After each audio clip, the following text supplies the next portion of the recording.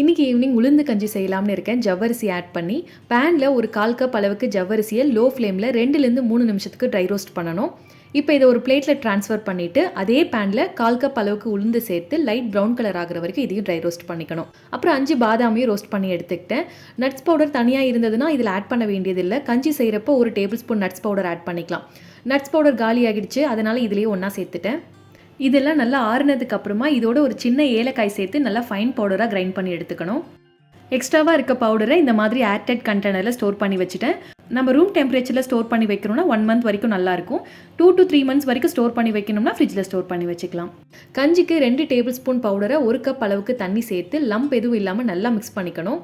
ஸ்டவ்வை மீடியம் ஃப்ளேமில் வச்சு நல்லா கஞ்சி திக்காகிற வரைக்கும் வேக வைக்கணும். அடிக்கடி கொஞ்சம் கலந்து விட்டுட்டே இருக்கணும், இல்லைனா அடிப்பிடிச்சிடும்.